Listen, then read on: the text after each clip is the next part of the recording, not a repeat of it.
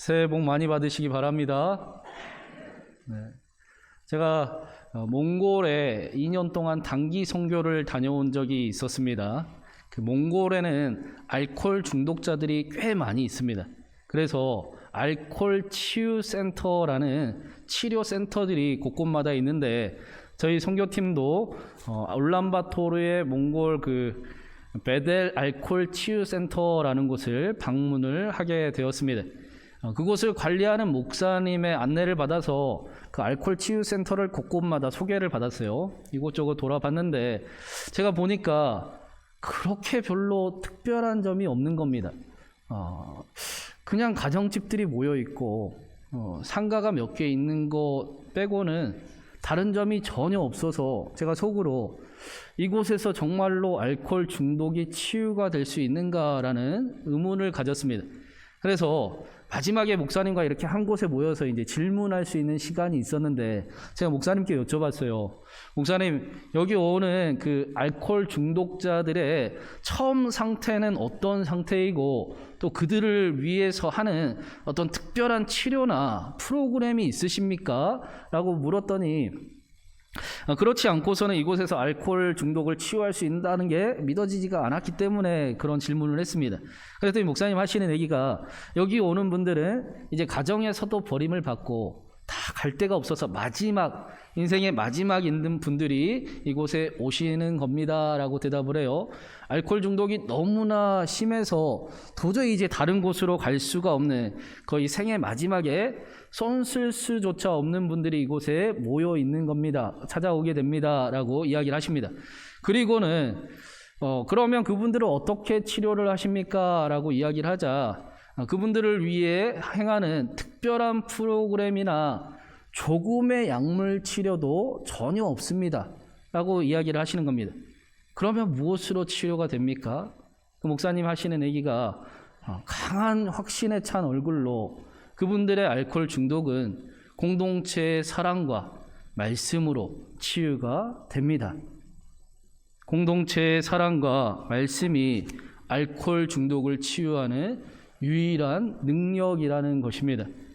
여러분처럼 목사님 대답을 받고 제가 좀 충격을 받았습니다. 저에겐 고민이 많았어요.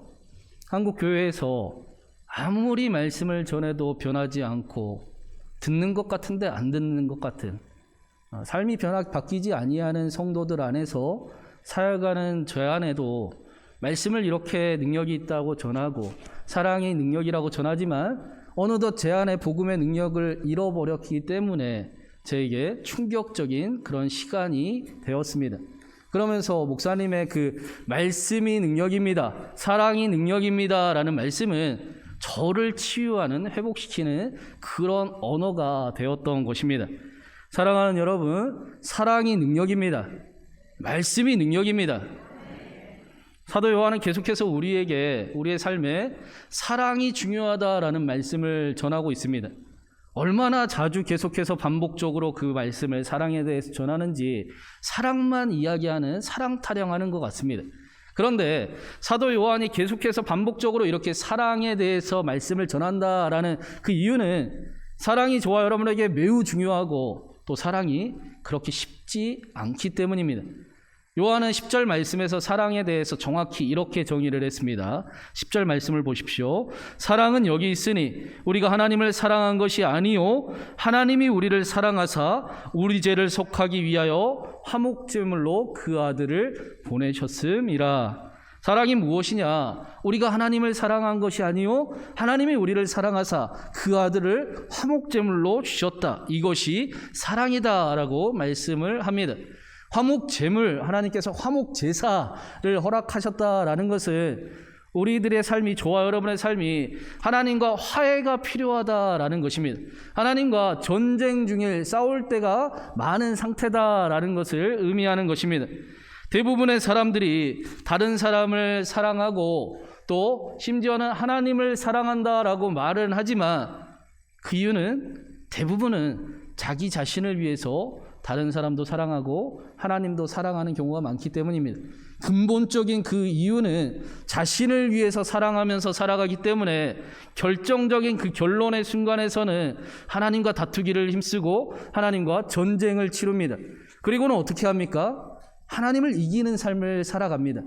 하나님보다 자신이 하나님의 자리에 앉아서 자신의 그 욕망을 따라 자신이 원하는 대로 그 삶을 선택하며 살아가는 것입니다. 그래서 아픕니다. 그런데 사도 요한은 예수님께서 우리를 위해 화목 제물로 그 아들을 하나님께서 우리를 위해 화목 제물로 그 아들을 보내셨다라고 말씀하고 있습니다. 예수님께서 저와 여러분이 더 이상 하나님과 싸울 필요가 없게 만들어 주셨다라는 것입니다. 여기에 사랑이 있다라는 것입니다. 우리가 하나님과 싸우며 살아가는 인생이었는데 예수님을 통해서 하나님과 싸우던 인생이 하나님이 내 편이었네요. 내가 착각했군요. 하나님이 나를 말도 안 되게 사랑하는 분이었네요. 내가 하나님과 싸울 필요가 전혀 없었네요. 라고 하나님의 사랑을 아는 인생이 되게 하셨다라는 것입니다.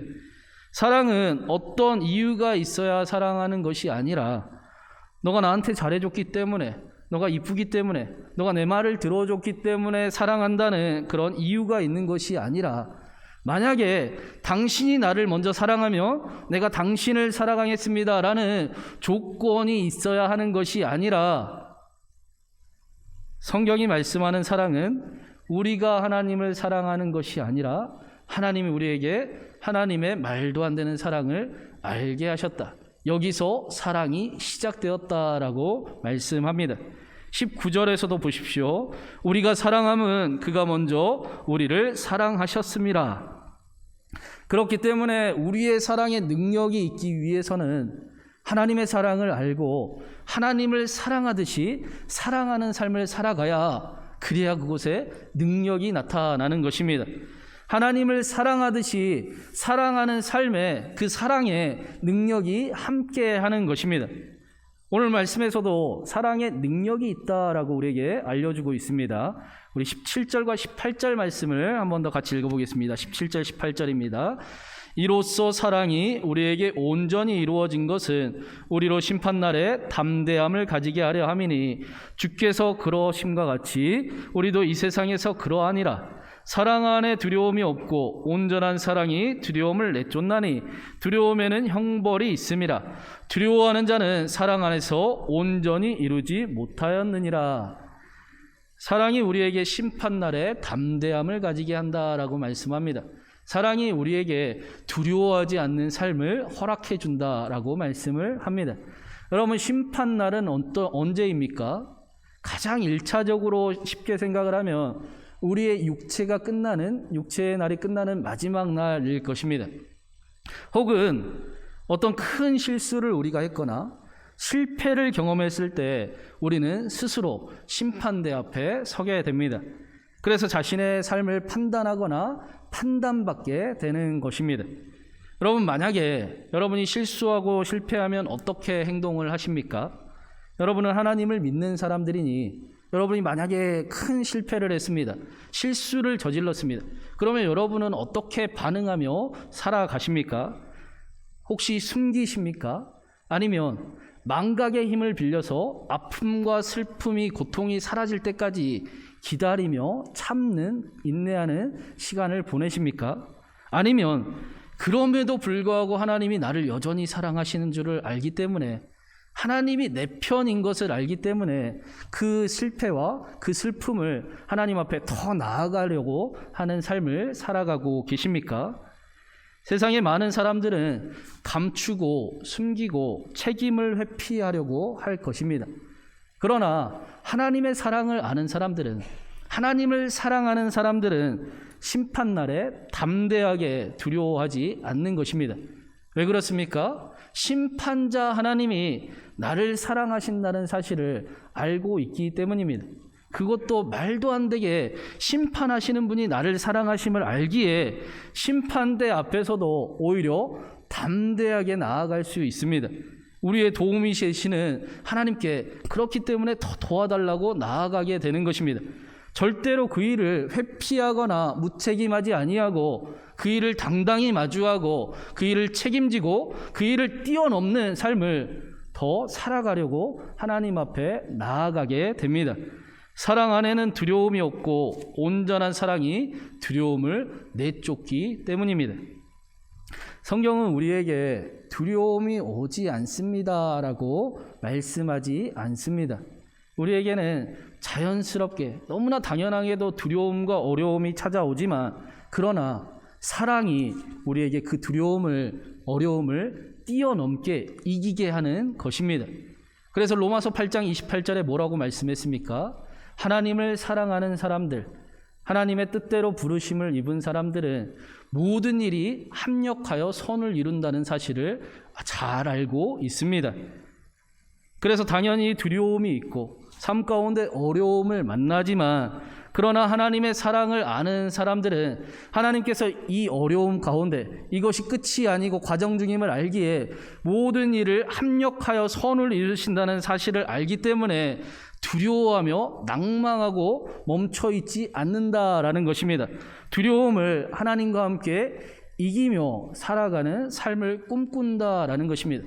그리고 하나님과 함께 어려움을 이기는, 내게 능력 주시는 자 안에서 모든 것 할 수 있다라고 고백하며 살아가는 그런 인생을 살아가게 되는 것입니다. 어떤 어머니가 딸이 실종이 되어서 몇 날 며칠을 딸을 찾아다녔습니다. 그런데 도저히 딸을 찾을 수가 없어서 결국에는 경찰서에 실종 신고를 하게 되었습니다. 전단지를 붙이고 딸을 찾기 시작했습니다. 그런데 다행스럽게도 며칠 안 돼서 그 딸을 드디어 찾게 된 겁니다. 그런데 전단지를 보니까 전단지에 딸의 얼굴이 아니라 어머니의 얼굴을 그려 넣어놨습니다. 어머니 사진을 넣어놓은 겁니다.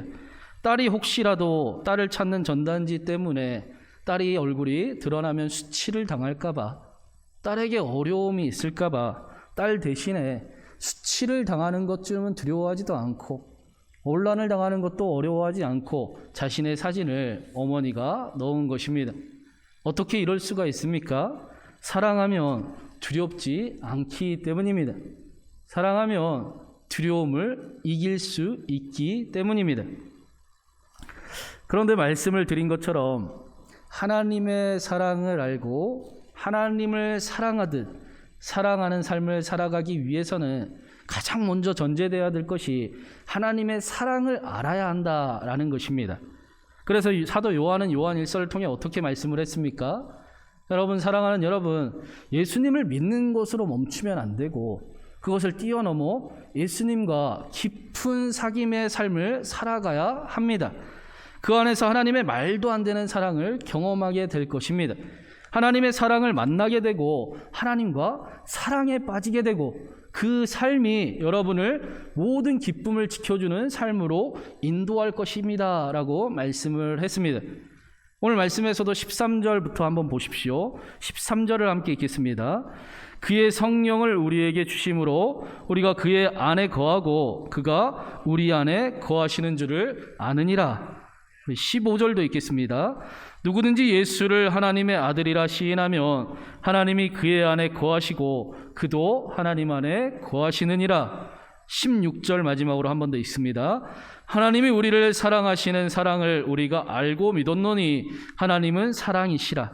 사랑 안에 거하는 자는 하나님 안에 거하고 하나님도 그의 안에 거하시느니라. 저와 여러분이 예수님을 그저 믿는 것으로 넘어서 하나님 안에 우리가 거하고 하나님은 우리 안에 거하는 삶을 살아가야 한다라는 것입니다. 우리가 예수님 안에 거하는 삶을 살아가고 예수님은 우리 안에 계시는 삶을 우리가 살아가게 되는 것입니다. 그런데 여러분, 내 안에 너 있다라는 표현은 언제 쓰는 표현입니까? 사랑하는 사람들이 쓰는 표현이지 않습니까? 그것도 그냥 사랑하는 사람들은 이런 표현 잘 안 씁니다. 어디 있어요? 당신 마음 안에 있어요? 내 안에 당신이 있어요? 이런 표현은 닭살 커플들이 쓰는 표현입니다. 보통 사람들은 이런 표현 쓰지 않습니까? 여러분, 여기에 이런 표현 쓰시는 저 신혼부부 빼고 여기에 이런 표현 쓰시는 분들이 계십니까? 이런 표현은 보통 사회에서는 잘 쓰는 표현이 아닙니다. 닭살 커플들이나 아니면 이제 시작하는 뜨겁게 사랑하기 시작하는 신혼부부나 새로운 연인들이 내 안에 당신이 있어요. 어디 있어요? 당신 마음 안에요. 이런 거 어떻게 합니까? 이런 표현들은 그런 사람들이 쓰는 것입니다. 그런데 사도 요한이 저와 여러분을 향해서 하나님과 닭살 커플이 되어야 된다라고 말씀을 하고 있습니다. 그냥 믿어서는 안 됩니다. 그냥 믿어서는 전혀 능력이 나타나지 않습니다. 수도 없이 넘어지는 것을 우리는 경험하고 있지 않습니까? 다 식어버린 차갑지도 뜨겁지도 않는 그런 사랑 말고 하나님과 뜨겁게 사랑하는 그 사랑이 저와 여러분에게 능력이 되는 것이다 라고 요한이 알려주고 있는 것입니다. 사랑하는 여러분, 우리 신광교회는 새해에 예수님을 믿는 것을 넘어서 하나님과 뜨겁게 사랑하는 저와 여러분이 또 신광교회가 되기를 간절히 바랍니다. 올해 오늘 표처럼 하나님을 사랑하듯 사랑하는 교회가 되어서 저와 여러분의 그러한 삶이 되어서 저와 여러분의 삶의 자리와 우리의 가정과 또 우리의 교회의 그 사랑이 능력이구나라는 것을 경험하고 또 능력이 나타나는 삶이 되기를 주님의 이름으로 축원합니다. 그렇다면 마지막으로 한 가지 질문이 남습니다. 그러면 도대체 어떻게 하나님과 사랑에 빠지는 것인가? 나도 하나님과 사랑에 빠지고 싶어요. 근데 그거 어떻게 하는 겁니까? 라는 질문을 할 수 있게 됩니다. 여러분, 우리가 말씀이 육신이 되어 오신 하나님과 어떻게 사랑에 빠질 수가 있겠습니까? 여러분, 다시 한번 묻겠습니다. 말씀이 육신이 되어 오신 하나님과 우리가 어떻게 사랑에 빠질 수 있겠습니까? 감이 안 오십니까? 하나님이 말씀으로 오셨는데 말씀이 되어 오신 하나님과 우리가 어떻게 사랑에 빠질 수 있습니까? 말씀에 가까이 가야 힘을 내어서 말씀을 사랑하고 말씀을 붙잡고 말씀이 중심이 되어야 우리의 삶이 하나님과 깊은 사랑에 빠질 수 있는 것입니다. 뜨겁게 하나님과 사랑할 수 있는 것입니다. 그렇기 때문에 우리 신광교회는 새해에 더 말씀 앞에 가까이 나아가야 할 것입니다. 날마다 아멘을 통해 하나님의 사랑을 경험하고 성경 읽기를 통해 하나님이 얼마나 놀라운 분인지를 저와 여러분을 사랑하시는지를 경험하는 그런 한 해를 우리가 꿈꿔야 할 것입니다. 분당의 만낙교회 김병삼 목사님이라는 분이 계시는데 이 목사님께서 한 번은 연예인들이 모이는 집회에 가신 적이 있다고 합니다. 그곳에서 설교를 하고 계시는데 의외의 사람들이 목사님의 눈에 띄었어요. 어떤 사람들이었냐? 대표적으로 조혜련 씨가 거기에 앉아 있더래요. 여러분, 조혜련 씨는 44년을 태어나면서부터 일본 종교인 남녀호랭개교를 믿었던 사람입니다. 그것도 대충 믿지 않고 그 일본 종교에 헌신하고 방송에 나와서도 나는 이 종교를 위해 살아가는 사람입니다 라고 전도자로 살아가던 특심이 있는 사람이었습니다. 그런데 교회에서 예배를 드리는 모습이 굉장히 신기했던 거예요. 그리고는 이제 집회를 마치고 시간이 좀 지난 다음에 갑자기 생각이 나서 그 연예인 집회를 준비하던 분한테 여쭤봤습니다. 조혜련 씨가 여전히 신앙생활을 잘하고 있습니까? 라고 물으니 그분이 대답하기를 목사님, 제가 연예인 간증하는 거 잘 들어보라는 권면을 잘 안 하는데 조혜련 씨 간증을 한번 들어보십시오. 간증이 너무너무 귀합니다. 꼭 조혜련 씨 간증을 들어보십시오 라고 이야기하는 겁니다. 여러분, 집에 돌아가시는 길에 조혜련 씨 간증을 꼭 들어보시기 바랍니다. 조혜련 씨가 예수님 믿고 얼마 되지 않아서 그 선배 연예인들과 모이는 자리가 있었어요. 그 자리에 함께 동참을 해서 참석을 해서 이런 간증을 했습니다. 왜 여러분은 예수님을 믿으면서 성경을 읽지 않으십니까? 왜 예수님을 믿으면서도 그렇게 뜨거운 역사를 좋아하고 또 그런 기적들을 바라면서 찾아다니면서 왜 성경은 읽지 않으십니까? 남녀호랭 개교에도 그런 기적은 있습니다. 병자가 낫습니다. 교회가 아니어도 그런 기적은 경험할 수 있습니다.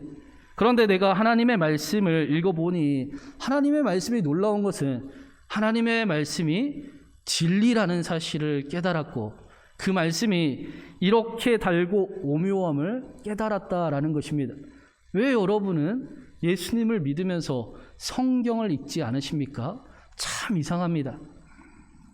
복 있는 사람은 오직 여호와의 율법을 즐거워하며 그의 율법을 주야로 묵상하는 사람들입니다. 사랑하는 여러분, 새해에는 말씀에 더 가까이 나아가는 저와 여러분이 되기를 간절히 바랍니다. 새해에는 신광교회가 더 말씀에 가까이 나아가 하나님을 그저 믿는 것이 아니라 뜨겁게 사랑하는, 하나님을 뜨겁게 사랑해서 그 사랑의 능력이 나타나는 저와 여러분이 우리 신광교회가 되기를 간절히 바랍니다. 하나님을 사랑하듯 하나님의 사랑을 알아서 하나님을 사랑하듯 사랑하는 우리 교회를 통해, 저와 여러분을 통해 우리의 가정과 우리의 삶의 자리와 우리 교회에 정말로 말씀이 실제임을, 하나님의 능력이 나타남을 경험하길 주님의 이름으로 축원합니다. 이 시간에 우리 자신을 축복하면서 또 옆에 분들을 축복하면서 한번 같이 이렇게 찬양하고 또 사랑하고 또 함께 기도하면 좋겠습니다. 하나님께서 당신을 통해서 메마른 땅에 샘물 나게 하실 것입니다.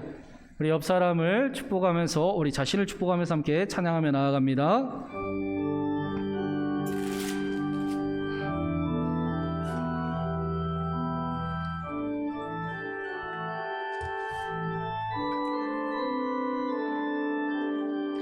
하나님께서 당신을 통해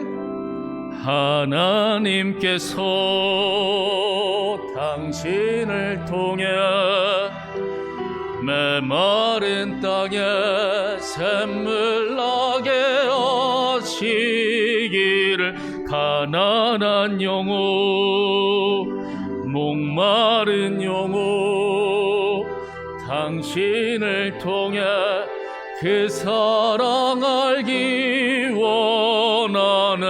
우리 다시 한번, 하나님께서 당신을 통해, 하나님께서 당신을 메마른 땅에 샘물 나게 하시, 가난한 영혼, 목마른 영혼도, 목마른 영혼, 당신을 통해 주 사랑 알기 원하.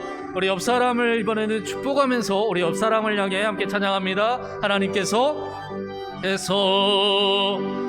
당신을 메마른 땅에 샘물 나게 하시, 가난한 영혼, 목마른 영혼도, 목마른 영혼, 당신을 통해 주 사랑 알기. 우리 한 번 더 사랑하는 마음 더 담아서 우리 앞뒤 사람을 향해 한 번 더, 하나님께서 당신을 통해 우리 서로를 축복하며 메마른 땅에 샘물 나게 하실 것입니다. 가난한 영혼도, 목마른 영혼도 당신을 통해 주 사랑 알게 하시길, 주 사랑 알게 원. 우리 시간의 마지막으로 우리 자기 자신을 향해 자신을 축복하며, 하나님께서 당신을 통해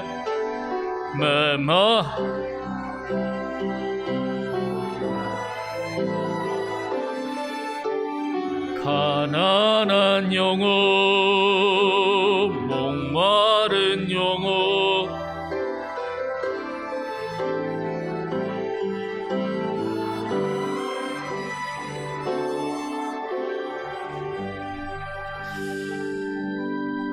사랑하는 여러분, 2022년은 축복된 한 해가 되시기를 바랍니다.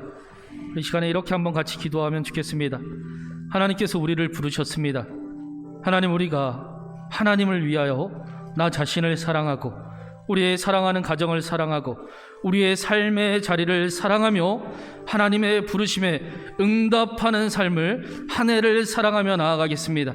하나님의 사랑 더 알게 하여 주시옵시고 하나님을 사랑하듯 사랑하는 나의 삶을 통해 우리의 가정도 우리의 교회도 우리의 삶의 자리도 하나님의 능력이 나타나게 하여 주시옵소서. 하나님의 사랑에 응답하며 그 부르심에 대답하며 우리 함께 간절한 기도 제목 담아 우리 한번 기도하며 나가겠습니다. 기도합니다. 사랑과 은혜가 많으신 하나님 아버지 감사합니다. 하나님, 우리를 하나님의 자녀로 하나님의 사랑을 아는 사람들로 불러주시고 새해 첫 예배 가운데, 새해 첫 주일 예배 가운데 하나님의 그 소망을 기대하게 하시며 하나님의 약속을, 하나님의 하실 일을 기대하며 나아가게 하시니 감사를 드립니다. 하나님께서 우리를, 신광교회를 하나님의 자녀로, 하나님의 사랑을 아는 자녀로 하나님 불러주셨으니 하나님, 우리 신광교회가, 신광교회 성도 한 사람 한 사람 모두가 하나님을 위해서 자기 자신을 더 특별히 사랑하게 하여 주시옵시고 하나님, 하나님을 위하여 하나님 사랑하는 가정을 사랑하게 하여 주시옵시고 하나님을 위하여 삶의 자리와 교회를 사랑하며 나아가는 하나님, 그러한 한 해가 하나님, 그러한 부르심의 응답이 하나님 우리의 삶 가운데 가득 넘치게 하여 주시옵소서. 하나님의 사랑을 더 알게 하여 주시옵시고 하나님, 새해 2022년에 더 말씀 앞에 나아가겠사오니 하나님의 사랑, 하나님의 뜨거운 사랑을 알게 하여 주시옵시고 하나님, 우리를 붙잡으신 그 사랑을 통하여 하나님을 사랑하듯 사랑하는 우리 신광교회가, 신광교회 성도가 우리 모두의 삶이 되게 하여 주시옵소서. 하나님, 우리의 삶에 말씀대로 능력이 나타남을 경험하게 하시고 가정이 하나님의 회복됨을 경험하게 하시고 우리의 삶의 자리가 일어남을 경험하게 하시며 신광교회가 뜨겁게 사랑하며 사랑의 능력이 나타남을 경험하는 그런 교회, 그러한 성도, 그러한 한 해 되도록 주님 축복하여 주시옵소서. 사랑하는 하나님, 새해 하나님의 약속을 붙들며 하나님께서 우리를 부르셨기에 우리가 하나님을 위하여 나 자신을 더 사랑하는 한 해를 보내겠습니다. 우리의 가정을 하나님을 위하여 더 사랑하는 한 해를 보내겠습니다. 우리의 교회와 삶의 자리를 더 사랑하는 한 해를 보내겠습니다. 하나님, 그렇게 우리가 부르심에 응답하오니 하나님, 우리와 더 뜨겁게 함께하여 주시옵시고 2022년 한 해 우리의 삶이 축복된 삶이 되게 하여 주시옵소서. 말씀 앞에 더 가까이 나아가겠습니다. 새해에는 다른 그 무엇보다도 말씀을 붙잡으며 살아가겠습니다. 말씀 앞에 나아갈 때 성령 하나님께서 친히 그 뜨거운 사랑을 알게 하여 주시옵시고 하나님과 교제하며 뜨겁게 사랑하는 삶이 되게 하여 주셔서 하나님을 사랑하듯 사랑하며 살아가는 우리의 삶에 능력이 나타나게 하여 주시옵소서. 가정이 일어나게 하여 주시옵시고 삶의 자리가 치유되게 하여 주시옵시고 신광교회가 그 뜨거운 사랑의 능력이 가득한, 그래서 이곳에 오는 자마다 위로받고 힘을 얻고 소망 가운데 예수 그리스도를 높이며 나아가는 그런 고백이 넘쳐나는 우리 신광교회가 되게 하시고 2022년 우리 모두의 삶이 되게 하여 주시옵소서. 하나님께서 2022년 새해를 하나님 앞에 드리며 또 하나님과 동행하기를 소망하는 우리 모두에게 약속대로 무릎 꿇을 때마다 크신 응답으로 또 하나님의 역사로 나타내시기를 간절히 바라고 믿으며 살아계신 우리 주님 예수 그리스도의 이름으로 기도드리옵나이다. 아멘.